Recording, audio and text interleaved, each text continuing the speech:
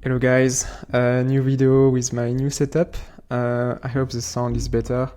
I will just test quickly if the video works with that, so hopefully it should work. Let's try this. Yeah, let's try, we'll see. So yeah, new video to for a little update about the header I'm doing for the Airbnb clone in Rust. So I've made a few changes and I just want to show you quickly. So now I'm doing the same as Airbnb with this style by default. And when we click, it triggers the full size, let's say. I still have the same behavior. So for instance, when I choose a destination, you will see that it will trigger the URL. So I'm in Europe, for instance, I go to Thailand, and which is cool is that I have both the state in the URL and also in the search bar. So I think that's cool. And also I'm doing also that for the date. So for instance, I want to go for this range, for instance. You will see that I have the state both in the search bar and also in the URL with the check-in and check-out. And it works perfectly fine. And if I go, for instance, to guests and I want to add 2 adults and 1 children, we have the info in both here and also in the URL. Adults 2, children 1. And I've added this to get rid of the info about who and also where and so on. So when I will click here, it will just remove the info from the URL. So it will remove the query about who. And also it will obviously remove the state from here. So if I click, we don't have the info in the URL and we don't have it here. Maybe I need to improve a little how I do that, but yeah, this is how it works.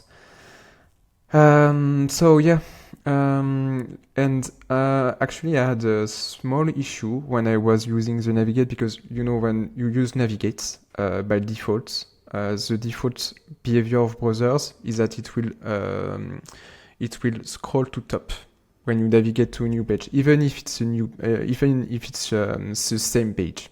And that was a little issue, but I found a way to handle this. So now, for instance, if I refresh, I would keep the same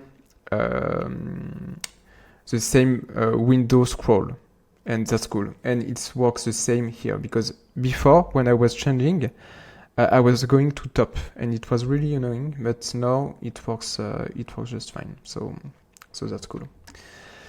So yeah, maybe I can show you with the code. I think it can be interesting for you. So I have the header, and at the moment I'm using an enum to keep track of the state. So you will see that we have where, check-in, check-out, who, and we have the info here. So where, check-in, check-out, who. And I'm handling the state like this for the moment. So I've created a query utils extract, and this way I can keep track of the query.